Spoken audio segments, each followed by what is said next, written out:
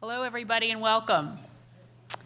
My name is Kim Daniels, and I'm the director of the Initiative on Catholic Social Thought and Public Life here at Georgetown, where we work to bring the principles of Catholic social thought to national and global conversations, to build bridges across ideological and religious and political divides, and help a new generation see their Catholic faith as central to their life and work.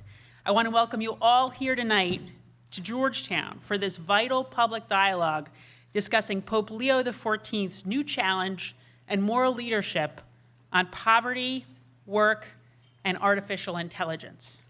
We're so glad so many of you are able to join us here at Georgetown's ICC auditorium, as well as the thousands of you joining us online. We'll be taking questions from the audience here at Georgetown on these issues when we get to the Q&A period. And for those joining us on the live stream, please share your thoughts on social media using the hashtag PovertyAIWorkGU and by tagging GUCST Public Life.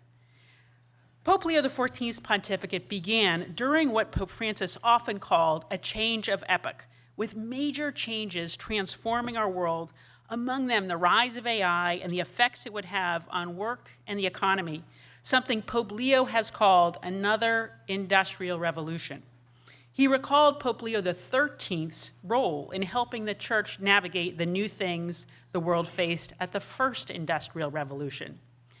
In his address just last week to the World Meeting of Popular Movements at the Vatican, a meeting from which Cecilia Flores, whom we'll hear from tonight, has just returned, Pope Leo warned that the normal discourse on new things, with their potentials and dangers, omits what is happening on the periphery. At the center, there is little awareness of the problems that strike the excluded. And so tonight, what we're going to do is bring the focus both on the new things to which our society will need to adapt, as well as the age-old problems that they pose, especially for those on the social peripheries. We'll explore how the Church can share the tradition of Catholic social teaching in response to this new revolution, and how the Church's consistent commitment to the cause of the poor in our society can help us to define a distinctive way forward. We've brought together 4 remarkable leaders for this conversation, and I'm so excited about tonight. First, Paul Almeida is the Dean and the William R. Berkeley Chair at Georgetown University's McDonough School of Business. During his tenure, Dean Almeida has built the school's capability around fields of the future through new initiatives, including one focused on artificial intelligence, analytics, and the future of work. Cardinal Blaise Cupich is the Archbishop of Chicago, Illinois. A close advisor to both Pope Francis and now Pope Leo, Cardinal Cupich has been an advocate for Catholic social teaching on human dignity, the common good, work, labor, and a preferential option for the poor and vulnerable. Cecilia Flores is the executive director of Catholic Volunteer Network.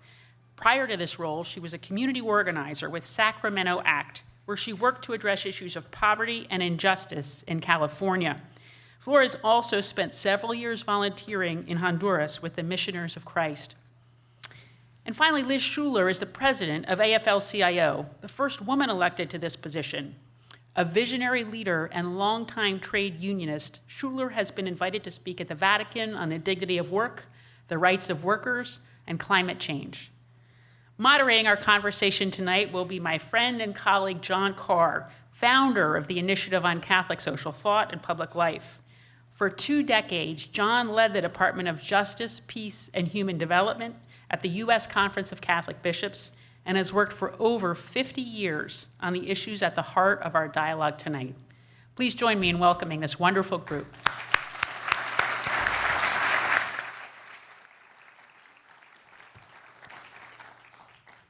Thank you, Kim, and thank you for being here. Kim is doing an absolutely superb job of leading the initiative with our team, and tonight's an example of that. Look at this remarkable panel. More than 3,100 people signed up for this. You're all here. There's another couple thousand online. So there is a hunger for dialogue about these kinds of topics. I talk about these times because I think they're really divided times. We know the U.S. government is shut down. This weekend, Low-income families will go without food assistance they use to feed their families. The Congress passed legislation that took health care and food from poor kids and families, and our country has virtually abandoned our efforts to offer help and hope to the poorest people in the poorest places on earth. And our capital city is consumed with partisan posturing, political retribution, and a blame game. And many poor and working people are falling further behind or just struggling to keep up. And at the same time, a new elite is moving forward with new technology, new wealth, and new power, some of it related to artificial intelligence with its possibilities and dangers for work, the economy, and our society.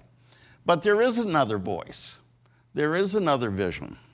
Almost 6 months ago, Robert Prevost, with his roots in Chicago, his ministry in Peru, was elected Pope. And he chose the name of Leo the 14th. And was asked, why did he choose that name? And he said, I chose it because Leo the 13th, in his encyclical, Rerum Novarum, of New Things, addressed the social question in the context of the first great industrial revolution. Then he went on.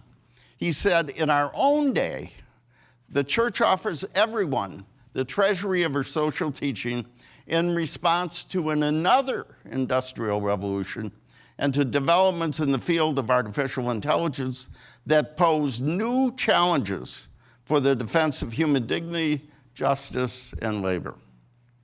Candidly, when I heard this, I was afraid that Pope Leo might focus primarily on the new things, artificial intelligence, new technology, and maybe jump over some of the old things, the widespread poverty, and the threats to the dignity and rights of people.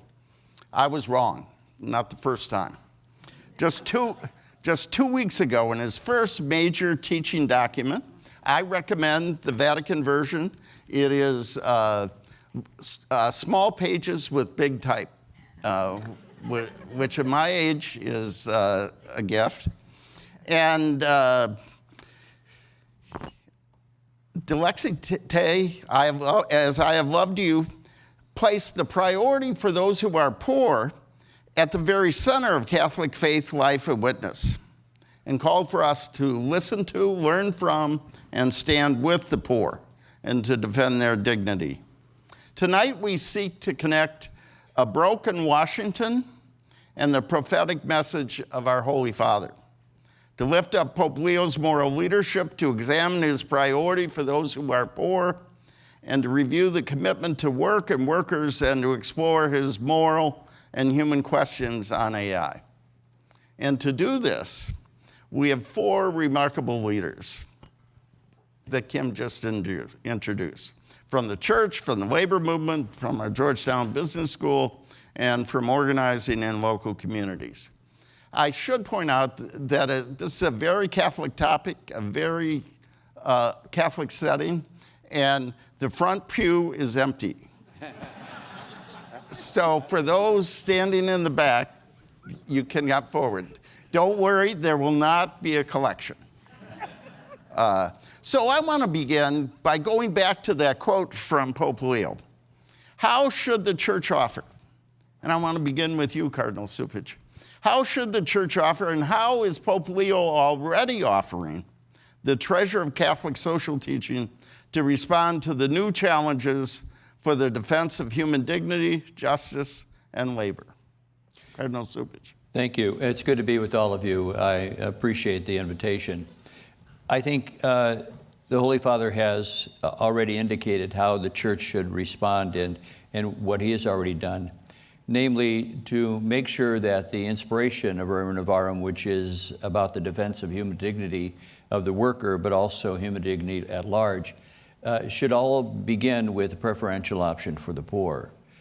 He makes it very clear, in fact, that it's not just a teaching that, among others, that we are to accept, but it's the heart of who we are.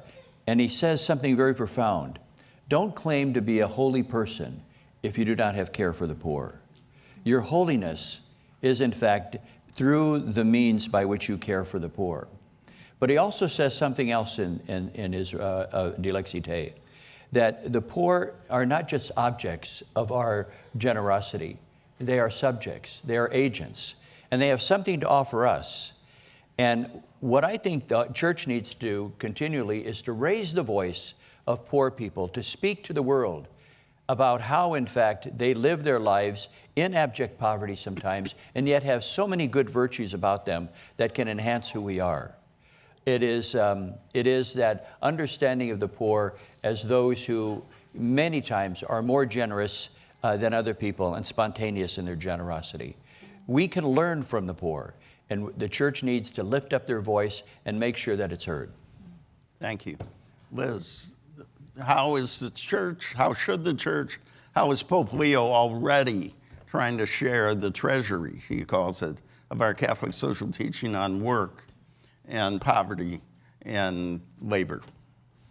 Well, first of all, John, I just want to say thank you to you because you are a delight and you have contributed so much over the years. And this partnership that we've had with the labor movement and the Catholic Church has really grown over time. And I go back to John Sweeney, who many of you remember was a great mentor of mine as well, previous president of the AFL-CIO. And his spirit is alive here today.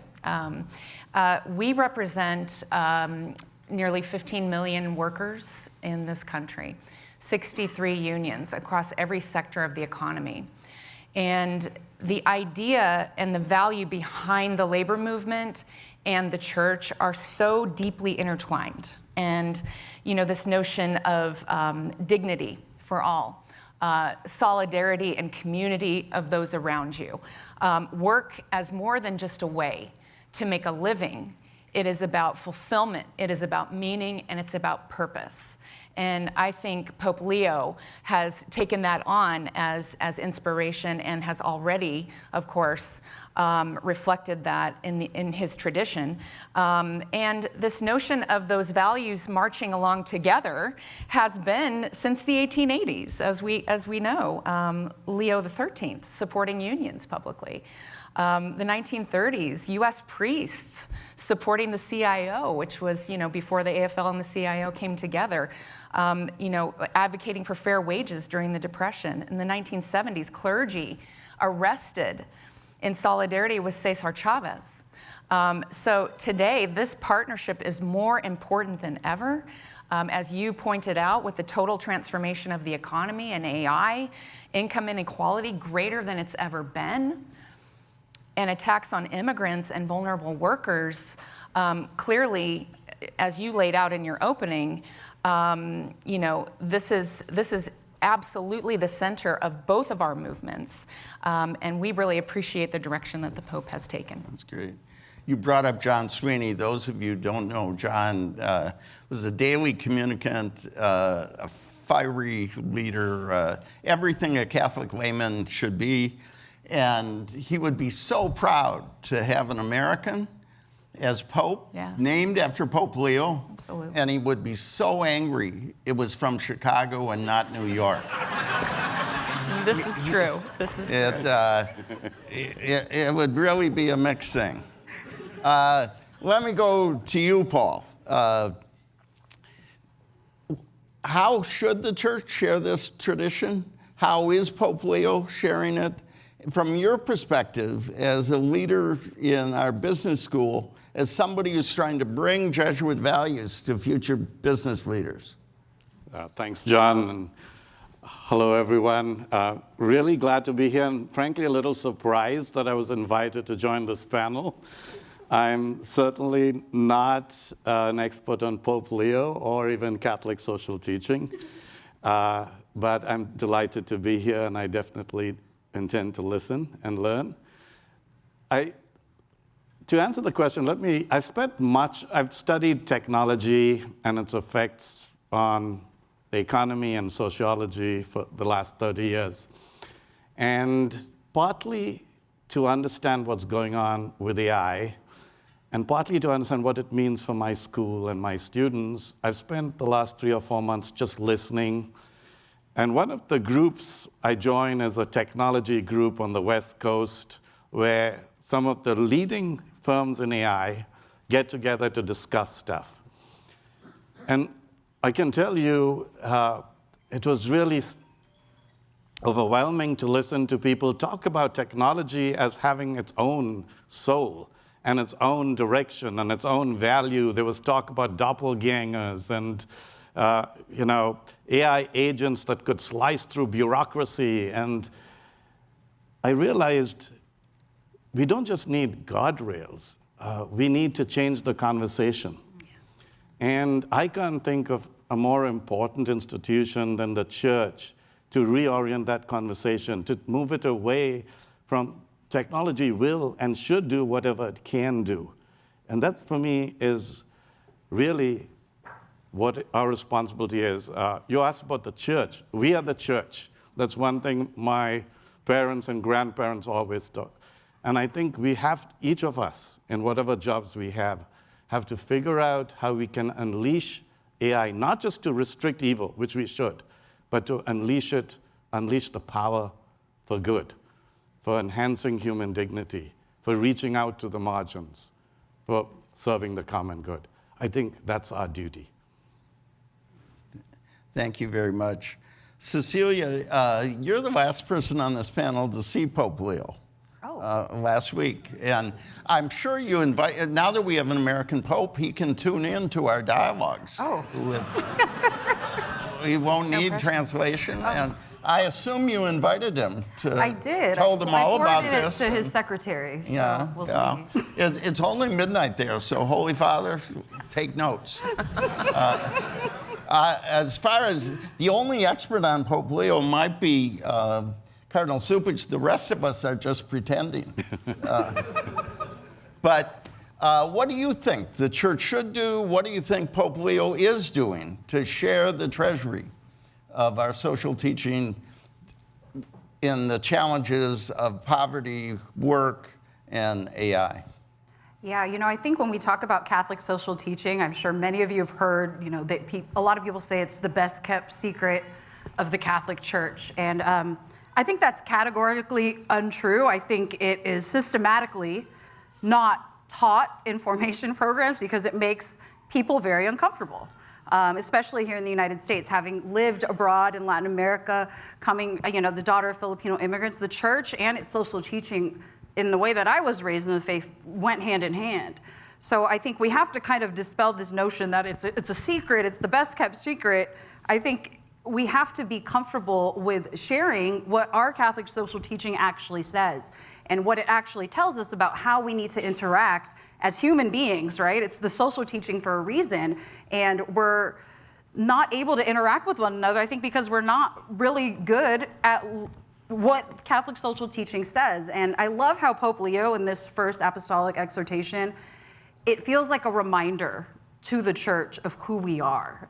It's not teaching anything new, and he reiterates that multiple times.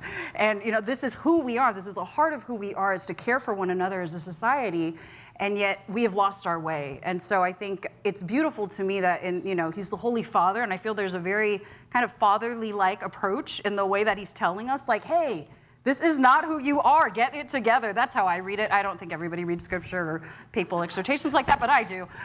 So I think that's what is very encouraging to me about the way that Pope Leo is reminding us, plain and simple, this is what it says, and that there's no way to dilute it. I think at one point he says in the document, we cannot relativize it. There's no way. And the authenticity of our worship is directly tied to how we interact and treat the poor. So I'm excited about everything he is saying. Well, so a reminder, a new conversation, an ongoing relationship. The poor are actors, not subject. They are not objects of our affection. Let me come back to you, Cardinal Cupich, for the broader context and the moral foundations. I think people know you as the Archbishop of Chicago, a great American city. They may not know that you were Bishop of Rapid City, South Dakota, and Spokane, Washington. I've known you since we were in seminary together 50 years ago. We will keep those stories to ourselves.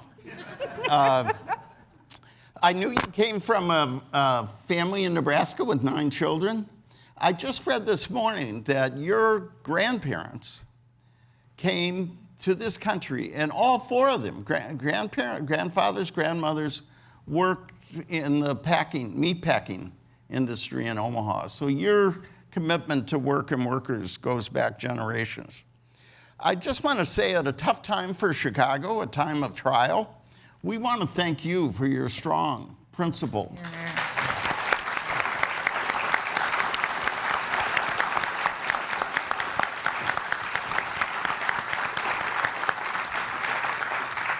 defense of the lives and dignity of our immigrant sisters and brothers, and pledge our prayers and solidarity for you and your people. So let's go to Pope Leo and his moral leadership. You have a unique perspective. You're the Archbishop of where he was formed. You're the only person in this room who was in that room, the Sistine Chapel, when he was elected. So we want to know all the details.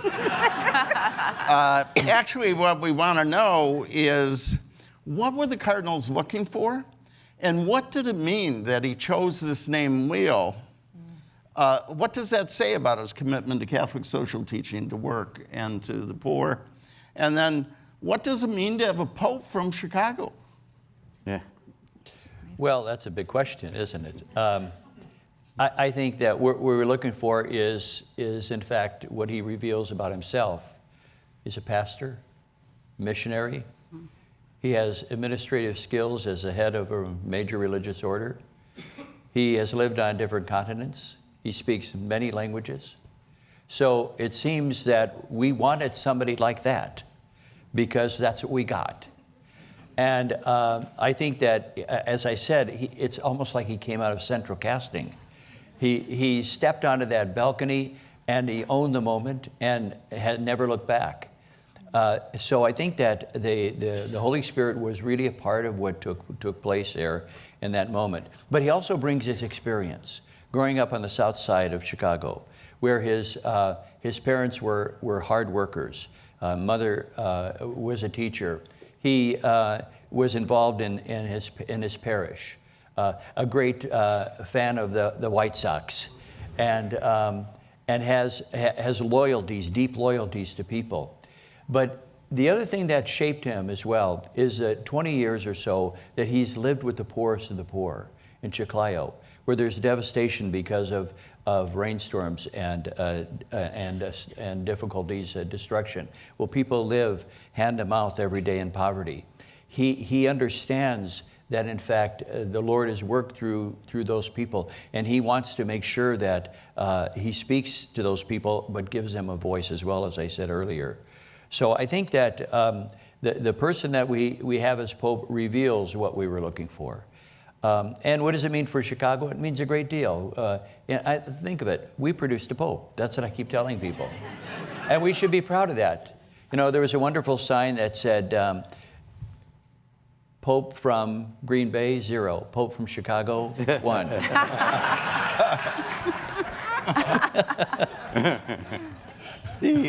Pope Leo would get that. Yeah. It's great to have a pope who talks in the language Jesus spoke in. You know, after all these years. That's right. We talk a lot about Catholic social teaching, and the Pope does, in everything he says, literally for the first moment of his papacy. So in light of his leadership and choosing that name, we got to remind ourselves what this tradition is about. That's what Cecilia talked about. What are the most important principles of Catholic social teaching, and how do they help us assess what's going on and act to make things better on the moral and human dimensions of poverty, work, and now artificial intelligence? You asking me? Yeah.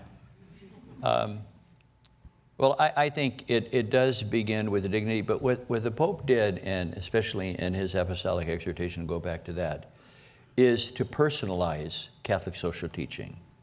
He put it at the feet of every baptized person and said, you have to own this. This is not just for an institution to foster. every person who's baptized, who takes up the road to discipleship, to create a sense of holiness about their life, the door through which you get there is care for the poor. And he has personalized Catholic social teaching. I think that is his main contribution that is going to have a profound effect, because this is what we need to talk to our people about. Where are you on this issue of caring for the poor? Because it is the means by which you can claim that you're on the path to holiness. Thank you. We'll come back to that. Dean, I want to come to you. You spoke about your family. We are the church, and that you were brought up. You are a product of Jesuit values and Jesuit education. You come from Goa, where the Jesuits, I think, opened one of their first schools in the world. The first. And you were a product of those schools. The McDonough School of Business, which you lead, is in the process of forming an initiative for Jesuit values in business and education. One area that needs those values is artificial intelligence and the moral questions and human impacts. I have to admit, AI is just one more thing I feel bad about. I mean, I don't understand. Although I have to admit, I was trying to do a summary of the Apostolic Exhortation, and up popped an AI-generated summary, and it was better than my first draft, which was very disappointing. But it was really important not to go with that AI-generated summary, because if I didn't read the whole thing, I would have missed the passion, I would have missed the depth, I would have missed the urgency. I'm not the only one who's confused by this. Lots of people, millions of people will find their lives, works, and future affected by all this. So you said something I read, as a Jesuit institution, it is also important for us to evaluate how these changes affect the most vulnerable members of our society and provide solutions that do not leave them behind. When Pope Leo talks about artificial intelligence as another industrial revolution, is he right? And how is it a new industrial revolution? And how do we make sure it doesn't leave people behind? I need to, we were discussing the good and bad points about AI, and my wife, who uses AI quite a lot to help teach, she teaches immigrants, most of whom have walked across the border. And she said, I know a good point. And I said, what? And she said, see, you write your speeches, and then AI writes your speeches, and that's much better than your speeches, a bit like you said. And she said, see, the good point about AI is that finally someone makes you humble. So we've only been married 33 years. So both the Industrial Revolution and the AI revolution, if you will, it's technological forces affecting our sociology, our economics, and frankly, our humanity. And we've all watched movies where we've seen, cotton mills and children, getting horrible working conditions and people getting ill. And there were both positive and negative effects of whichever industrial revolution you choose to talk about. And just like that, the AI revolution will have some positive effects, seemingly. Very often, it can lead to greater efficiency, effectiveness, scaling.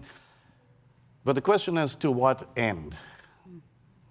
And I think that's where we really have to pay attention. To what end? And very often, it is not in service to the poorest. And it's not in service to the people who probably need the benefits of AI the most.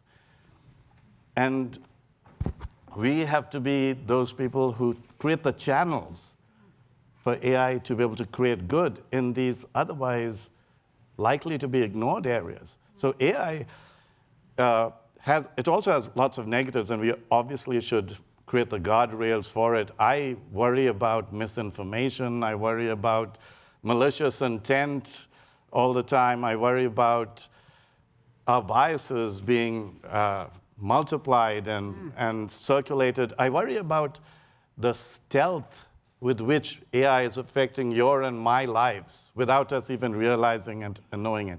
So we do have to create the guardrails based on Catholic social teaching.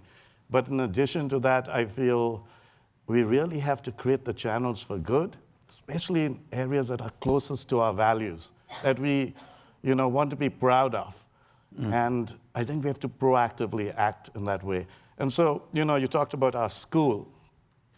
When I took over 9.5 years ago, I said, 8.5 years ago, I don't know, I'm giving myself a little extra tenure.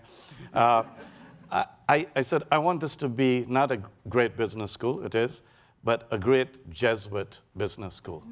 I want people to hear about it and say, they do well, but they do good.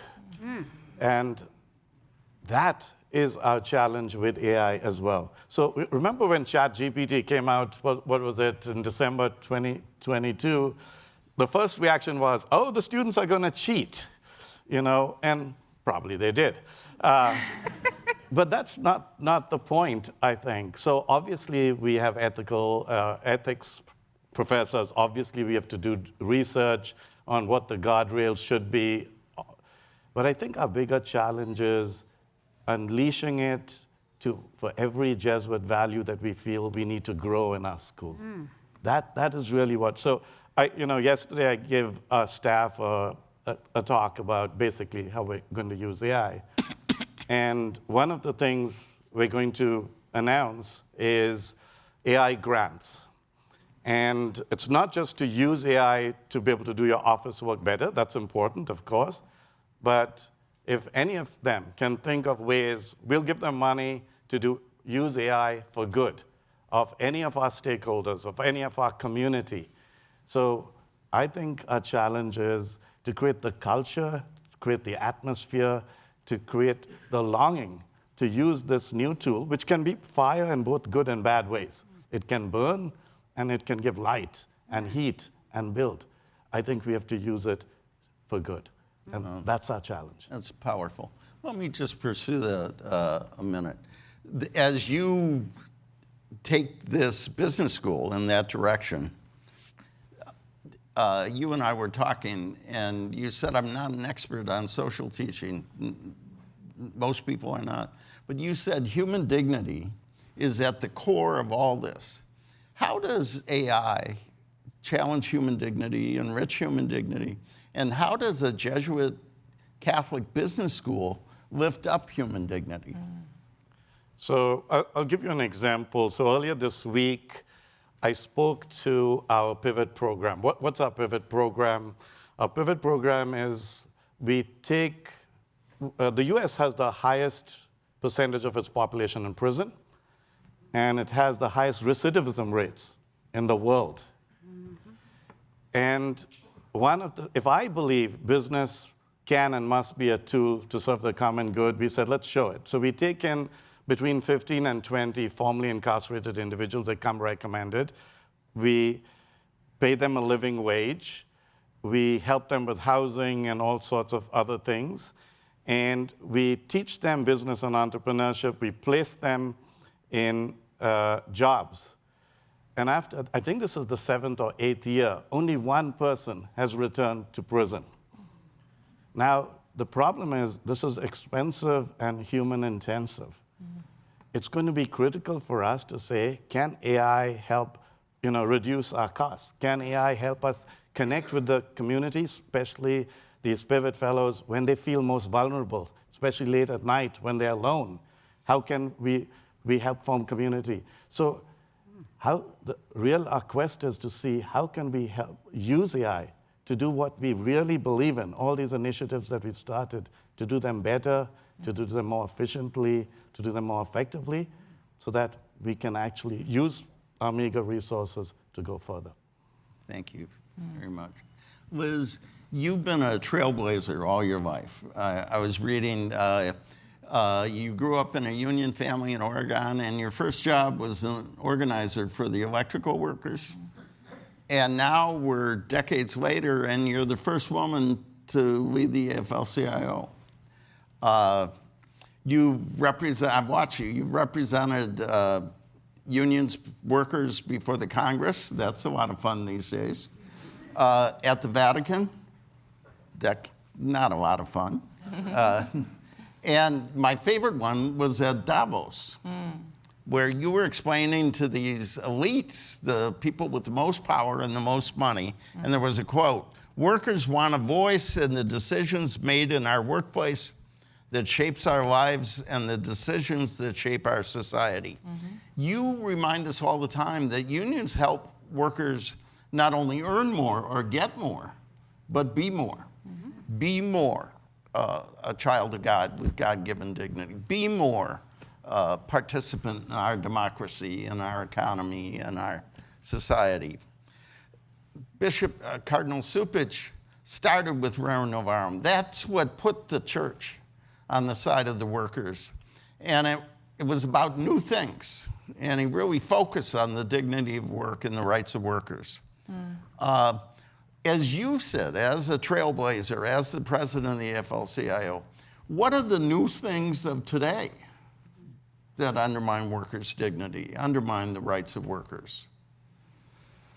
Well, and I'm still digesting what Dean Almeida was talking about, because I wake up every morning thinking about these new threats that are surrounding us, and whether that's attacks on our democracy, attacks on the future of work and artificial intelligence and how that's going to impact working people.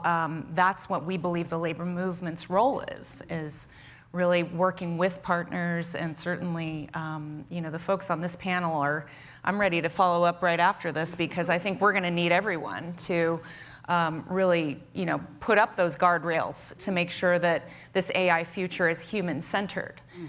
Because why are we developing AI if not to help make people's lives better?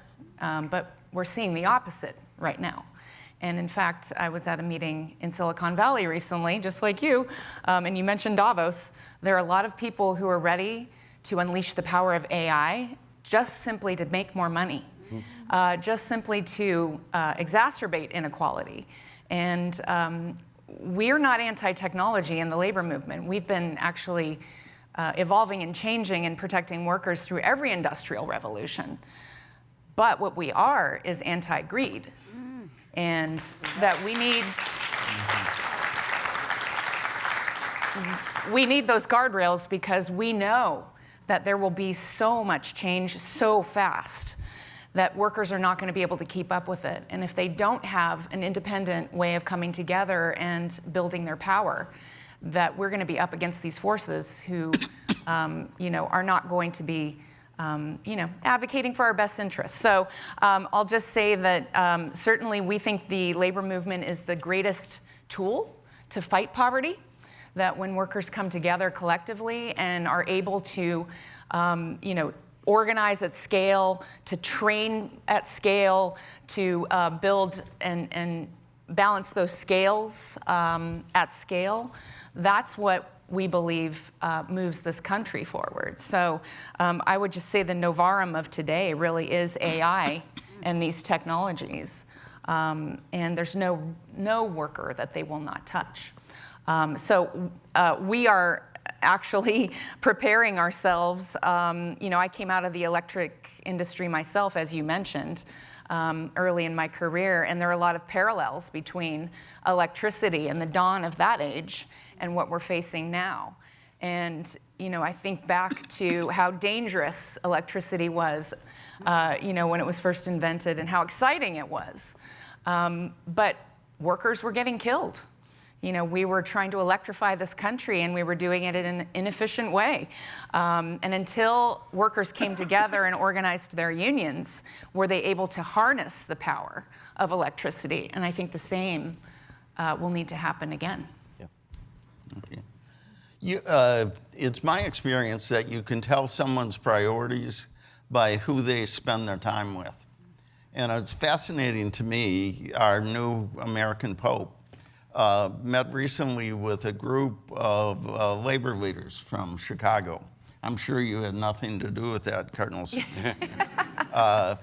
And it was amazing. He thanked them for the important work they did, their work with immigrants, their work on the environment. But then he said something, the labor movement needs to continue to advocate for society to respect the human dignity of the most vulnerable.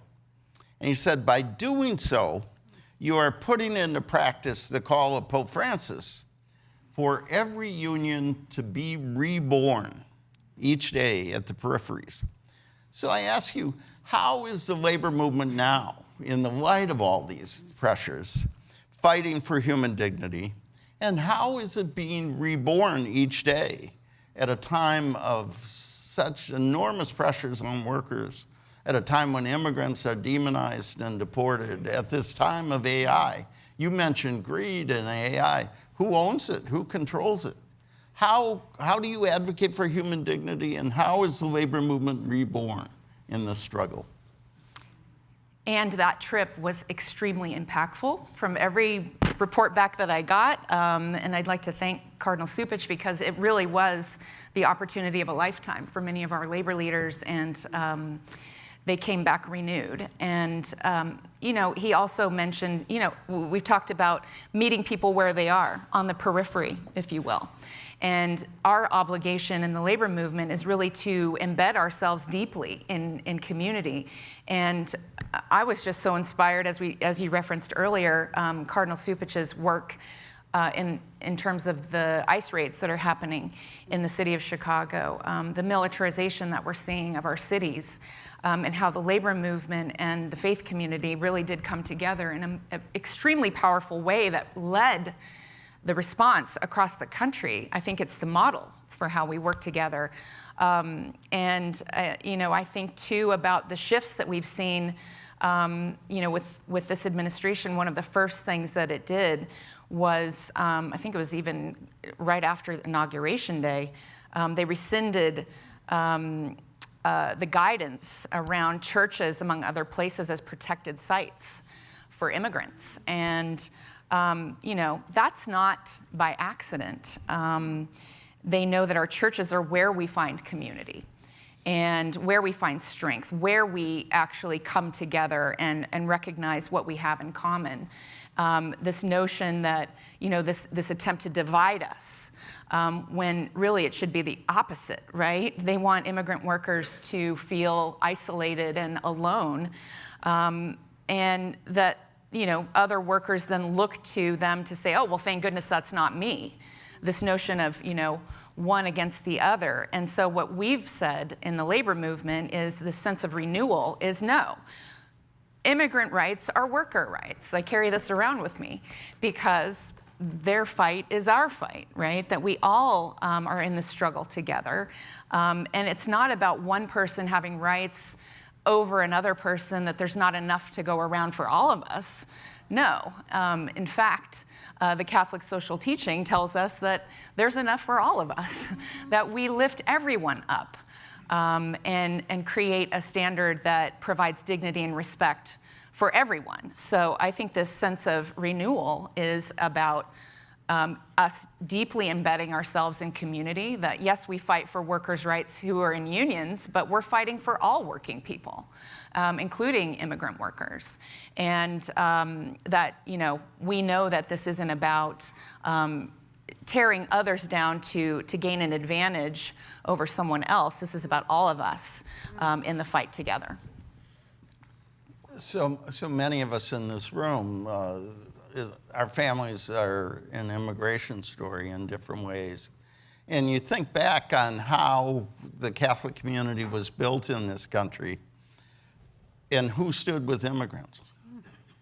Who helped us become a part of this society? Who integrated us into this economy and this society? It was the church and it was the labor movement. And as you said, that alliance is being reborn in our defense of immigrant workers and our sisters and brothers. So, Cecilia, you are very much a part of that struggle and have been. I said you can tell someone's priorities by who they spend time with. Well, the Pope spent time with you. The other group he invited in was a group of popular movements, and you belong there. You're the daughter of Filipino immigrants. You're the mother of 2 kids. You worked for many years, 6 years, I think, in Honduras, more than 10 years as an organizer in Sacramento in California, as an organizer helping people defend their dignity, live safely and with dignity as a family. And now you head this Catholic Volunteer Network where you connect people who want to serve the poor with those organizations who are serving and empowering poor families and communities. So because of all that, someone said, we need Cecilia in this meeting with the Pope. And so my first question, what was it like to be there as a member of what the Pope thinks is an indispensable part of the struggle for justice, and what was his message? Yeah, the World Meeting of Popular Movements, I was blessed to participate in 2021, which was with Pope Francis, and it's a worldwide meeting, so to be honest, when we arrived there, it was quite chaotic. They're trying to translate into 5 different languages. They're trying to find someone who can translate Spanish into French and French into Portuguese. It was very like not orderly. I think our American delegation, we were about 20 people. I think we were a little overstimulated with all the dynamics, but then the Swiss Guard came out and it was silent. And the first thing and this is how we have an American Pope, the first thing that came to my mind was, I wonder what his walk-up song is. Like, because it was dead silent, and everyone's like, that's a great question, and I'm like, what am I thinking? I think the Pope is gonna come out and talk to us. I'm wondering, I'm like, think this is a baseball game. But it was beautiful. I think, there's something amazing about being in the presence of the Pope and hearing him speak specifically to the group that you're with. But I think because of who that group is, it made it even more special. Popular movements, everyone who's participating in that meeting are people on the ground that are organizing in their local communities, that are, labor unions were part of that from different countries. The reality of that meeting is a lot of the people who are invited and assigned to be delegates were not able to come because they could not afford to attend or they were not granted a visa to attend. So you already, by nature of them being in that space, is already making a statement of resistance and resilience of our communities. And to see the joy of the collective, we've spent the whole week together and this was the culminating moment, to see the joy of the people, knowing that not everybody in that group was Catholic, not everybody in that group, was part of, the church as we view the church, but had such a deep reverence for the Holy Father in his position, because what they have experienced as church is something that drives them. That for me, I loved being in the presence of the Pope, but there was something about being with the Pope among the people. Like when you hear the people, I'm like, wait, this is the people. This is the people we're talking about. When we're talking about the poor, the impoverished, like it is this crowd of people that are rambunctiously, I think much to the dismay of some of the people doing crowd control, that we're just so excited to be in his presence because he's a leader and the church has shown them in their context that the church cares. And for someone who lives in the United States, I don't always feel that way. So to be in the presence and in that room, to be welcomed, just us being there was already a testament, I think, of what it means to be church. What did he say? He said a lot of things. And I think, he mentioned Rerum Novarum and the new things. And with World Meeting of Popular Movements, it's tierra, techo, y trabajo. I can never get it right in English. Land, labor, and lodging. So those are like the 3 pillars. And he talks about how those are sacred rights, but they're nothing new. But all the challenges surrounding it are new. And I think having him affirm the work being done on the ground by everyday people. It's very easy for us to, sit in panels and discuss things and philosophize, but it's a whole different thing to know that what we're talking about in these spaces is what people are living every single day and fighting for every single day. To be affirmed by the Holy Father in that work in some ways validated. I think that's all, he mentions in Dilexi Te that organizers are often seen with suspicion or even persecuted, and that's a reality, So I remember my days as a young organizer, I just thought everybody knew about Catholic social teaching, and sure enough, that was not true. So sometimes like, what are you're trying to, brainwash our people into thinking, and they're, getting into politics. I'm like, well, my existence in itself is political, right? So there was so much to unpack there. And to have him validate and to say, not only your work is important, it's filling a gap, but the church is with you. We need to be with you. That is something I think that I'll carry with me, for as long as I'm in the work. I can just hear that sense of encouragement from you. I'm going to ask Cecilia one more brief question, and then we're going to go to questions. So think of what you want to ask these smart people. One of the things he said that is really important for Americans to hear is he said, solidarity also means fighting against the structural causes of poverty and inequality, the lack of work, land, and housing, and the denial of social and labor rights. How do we move beyond identification with the poor, service of the poor, to standing with the poor in trying to overcome the structural causes of poverty? That's, if I really knew the answer. The 2-minute version of that. If I really knew the answer, we wouldn't need to be here. But I think, what comes to mind when I hear that question is that the church needs to be who she says she is. I think we know what Catholic social teaching is, and anyone who's been in a room with me knows I talk about this all the time. Like, we know what the teaching is, but we in our own selves as a church, and our young people have identified this as one of the reasons they are disaffiliating, is that they see the hypocrisy. And I think, I know that we can activate politically and, we can vote and do all of those things, but I think there is kind of this lack of like, what about how we treat our own people as a church? So, we talk about human dignity, we talk about preferential option for the poor. These things are right core to who we are as a church, and yet they're still being debated by bishops, by, prominent Catholic public figures. Like, this is not something we should be debating. This is something we should just understand. We talk about labor rights, the dignity of workers, but how many, it's also a joke that if you work for the church, you're poor.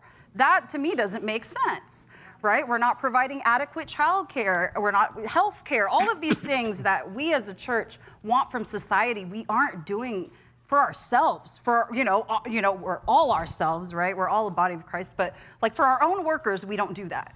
So how would anyone ever believe that that's what we believe if we don't provide that for ourselves? And I think that's something I see as something that, that's one way to just live what we say we believe, because I do think that that's the witness, that is the way that we can be prophetic in today's world, is to show everyone that there is another way that's possible. We're not just sitting here saying, you should pay your workers fairly. Meanwhile, you have people who work for the church that are gonna lose SNAP in 2 days, right? Like, this is a reality that nobody wants to talk about. And I think that is something that we have to continue to examine as a church. How are we working with the people in our parishes that, need childcare, that need to, they have a big surgery coming up and their health care doesn't cover it. Like, these are the questions we have to ask ourselves. And I think that is the witness that will really help penetrate into the world what Catholic social teaching is, because we can show that it's actually possible to live it.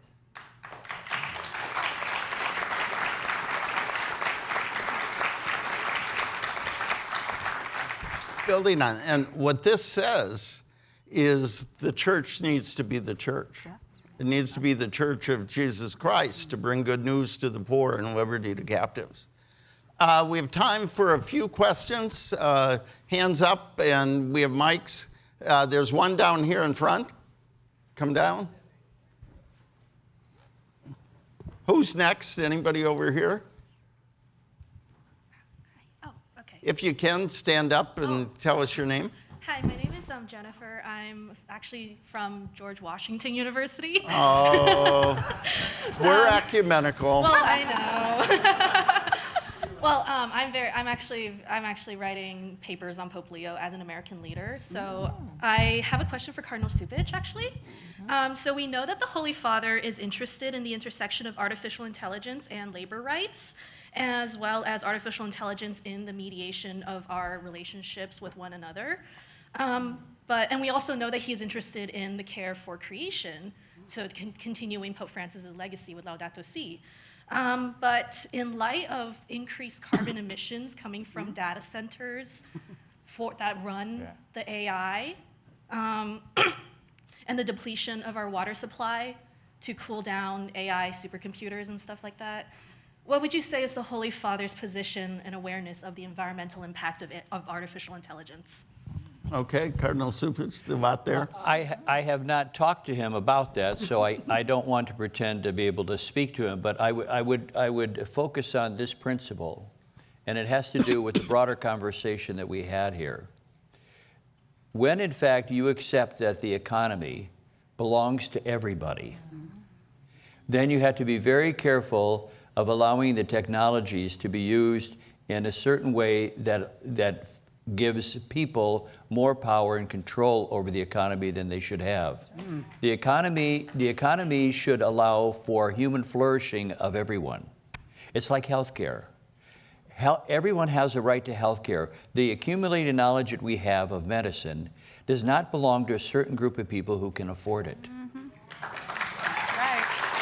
So I would think that question has to be pursued along the lines of saying, how does the good of the environment, how does the economy, how does healthcare, how does our political process, how is it used so that everybody is included and it creates the possibility of everyone having human flourishing? I think that's the entry point of that to answering that question. Thank you. Well said. Another question? There's one back here and then one here. Hi, so I have a question for Liz specifically. So you analogized our current moment with the advent of electricity and mentioned that workers at that time had to unionize to confront the threats that electricity brought. But in our current moment, part of the promise of AI is that it will make work more efficient and therefore require less workers to do the same amount of work, if not more. And that's really the oomph behind corporate AI, right? Like it's going to lower corporate bottom lines. That being the case, how do you unionize when part of the threat is that you don't need workers at all? Thank you. It's what I wake up every morning thinking about. And someone said, we got to organize the AI. We got to form an AI union. The idea here I was going to say the Cardinals said it so well, that applies to AI, it applies to climate, it applies that we need to make sure that we're human-centered and that we are building structures and economic models that allow everyone to flourish. That's where we start. And, the nature of work will change. We're hopeful that we can actually include guardrails in our policy making that protect the ability for humans to continue to work alongside technology in ways that make sense, that it enhances our work, that it doesn't just dehumanize us and replace us. Now, I'm waking up every morning seeing headlines where there are hundreds of thousands of jobs being lost, whether it's at UPS, Amazon, and this is happening and hovering over us around every debate that we're having right now. And so until we're able to allow workers to come together and build more power, we say through unions, that's the best way to do it. But certainly it's within our control and power as citizens of this country and to encourage our lawmakers to build the systems that are going to enable workers to have a seat at the table, enable workers to get their fair share. Because if we're going to create all this productivity and make our society richer, we want to make sure it's not just in the hands of a few, that it's spread across many. So there are a lot of debates going on, as you know, about whether the benefits of AI will enable us to work less, but still make the same amount. So there are a lot of different models that say, hey, maybe we'll all be able to benefit from the productivity gains that are made. But that has to be a choice we make as a society. And so we think the labor movement will be absolutely the most relevant player bringing the voice and power of workers to the center of this debate, to bargain our fair share, use our ability to collectively bargain with our contracts, to put those guardrails in place and show that we can do this in a way that benefits the people who are most at risk here, and that's the human beings. If we're inventing AI for anything else, then what are we doing? Yeah. There was a line in the Economic Pastoral decades ago that said the economy should serve the human person, not the human person serve the economy. Right. Maybe there's a new version of that, which is AI ought to serve the human person and not the human person serve AI. Absolutely. I saw a couple more hands. Let's collect the three over here all at once and see if we can get to them quickly. The line I will be on my gravestone is, would you please put your question in the form of a question? So. I was wondering, I appreciated how all of you touched upon the personal dimension of all of these really big topics that we're talking about. So any sort of like phrase or image or question that helps you all personally orient yourself around the human, around faith and dignity and all of that you could leave us with would be really appreciated. Okay. Personal story, commitment about faith, dignity. There's down here.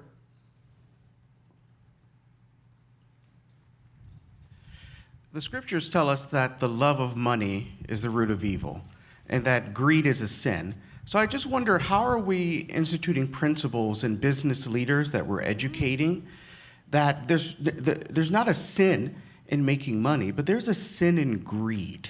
Right. There's a sin in stepping on your fellow man. But then also, how are we shepherding those who are part of our flock, who are millionaires, who are CEOs, who are billionaires? What does that shepherding conversation look like to not be tied down by the sin of greed? Modest question. There was one more over there. Actually, we're multiplying. That's not a good thing. Thank you all so much for being here. What are some concrete things from a day-to-day product perspective that these AI labs or AI native companies can do to be more accessible to the poor and to broaden access? Okay, I think I'm going to call it there. So, faith, personal witness ideas. How do you pastor in a situation where some people are not only violating the principles, but they are meshed in a structure built around greed? And then practical suggestions, not even and around AI to make things better. And I would ask each of the panelists for one practical suggestion.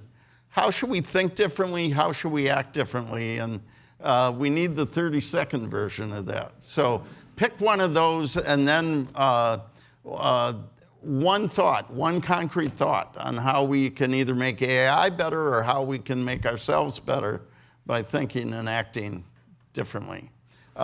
Let's begin with the dean. I try to remind myself of what I end every speech with the students with very simple line: do well, do good, globally. And I try to remind myself, especially in an AI world, and do well is not about money necessarily about your career, but as a person, as someone who's flourishing, the heart, the mind, the soul. Do good is make a difference, and that helps your heart and mind and soul as well. And globally, it does not just means across the globe, it means universally. Use this to reach out, to form communities across religions, across people of different faiths, with different political affiliations. That's how I try to remind myself to be grounded and keep moving forward. Cecilia, the question about faith, witness, making this real, and then what can we do to make a difference? Yeah, the organizing principle I love the most. The people closest to the page should be at the heart of defining the solution. So when we're talking about things on the practical side, when we're looking at solutions, we have to look for the people who are closest to the pain. And they should be, I mean, the principle speaks for itself. They should be at the heart of defining the solution and how we approach those things rather than just philosophizing it and imposing all the impacts on them. Okay. Liz? Well, we have these big transitions that we're managing through, and AI has been focused on a lot today. But I never lose sight, in terms of inspiration, of the workers that I meet and talk to every day who are struggling to make it in this economy, who are afraid of what technology is going to do to their jobs in their future.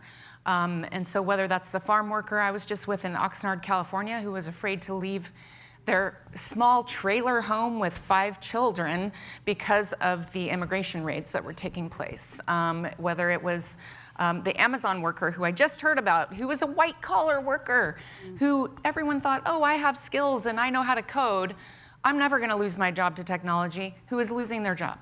And then bookend that, I guess, with the comment that was made about the billionaires. Also getting out of our comfort zones and talking to people who are not in our orbit. And for me, that means a lot of business leaders, right? That we do have something in common. We care about the future of this country. And so getting more and more of those business people to speak out, to join forces with us, to show that we can do this the right way, that we can learn from the mistakes of the past, where we've been through transitions, where we've deindustrialized, where we've offshored and left communities behind. We don't have to do it that way. We can do it a different way. So I guess that's my one piece of, I guess, what I'd leave you with is just getting out of our comfort zone and really working together across differences. That's why you need Jesuit business schools. There you go. Exactly. we need to bottle you and spread around the country. Cardinal Cupich. I think that the more that we call people to a sense of being responsible for each other, that we need each other, that we're impoverished when in fact we are not connected with each other, the better off we're going to be. And to teach our children that we really are responsible for each other. And I say that because one of the memories that I go back to is the earliest one of the earliest ones I have in life. I remember it was a Saturday evening. We all just had our baths ready for church the next day. There was a knock at the door. A parishioner came telling us that another parishioner's family lost their father of 6 kids with a heart attack, and they were taking up a collection for them. So my mother goes to her purse and she takes out $5 to give it, which was a lot in the 1950s. And as she gave the money away and the person walked away, she said, well, that's the last money we have until Dad gets paid on Monday. That kind of sensitivity that we really are responsible for each other is what's lacking in this moment. And that's where we really have to pass on that legacy to our children. That's the gospel. We are our brother's keeper. You're here.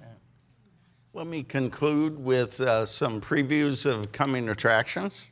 On November 12th, we'll hold a Salt and Light gatherings for young leaders. And if you're over 40, maybe you can tune in online and not get caught. On building an economy for the common good, Catholic social thought, and impact investing.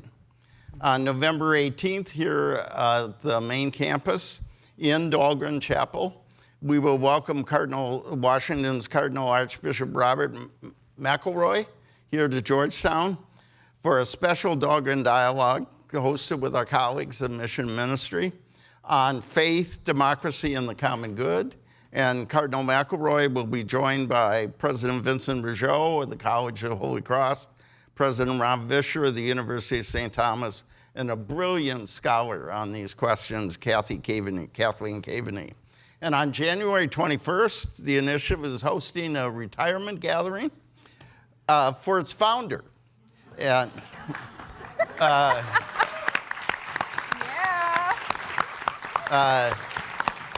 that happens to be me. It's going to be about sharing some of the lessons we've learned on Catholic social teaching in U.S. public life. And we have E.J. Dion, David Brooks, Catholic Charities President Carrie Robinson, Cardinal Joe Tobin, and our Papal Nuncio, Cardinal Christian Pierre.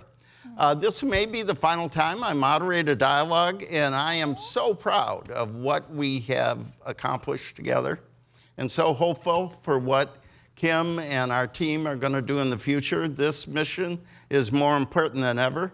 There will be times to thank all of them, but there's one person on the stage I need to thank. I knew Cardinal Cupich when we were together as students at St. John Vianney Seminary in St. Paul more than 50 years ago.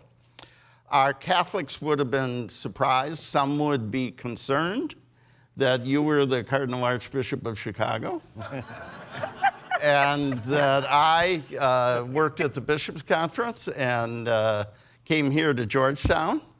I want to say, for the record, I think you turned out all right.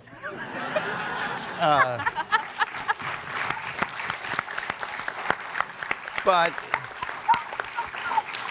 in this public setting, I want to thank you for your friendship, leadership, and support of me and the initiative for all these years. And more importantly, I want to express gratitude for your service as a faithful priest, a caring pastor, and a courageous leader. You have been a champion of Pope Francis.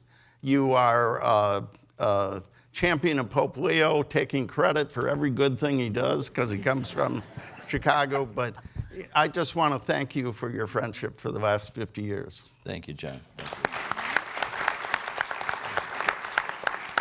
So with that, I hope you'll join us for a nice reception upstairs to continue the conversation. This dialogue has been recorded and will be posted on our website. And you can see follow-up resources on our website as well. I want to thank everybody who helped put this evening together, including the AV and catering teams and my colleagues Kim Daniels, Kim Mazik, Chris White, Anna, Michaela, Christian, and Blaine, and as our student fellows, Kala and Lily, for their support that made all this possible. I thank you for joining us here and online. And finally, I ask you to join me in thanking Cardinal Blaise Cupich, President Liz Schuller, Dean Paul Almeida, and Cecilia Flores for being a part of tonight's conversation.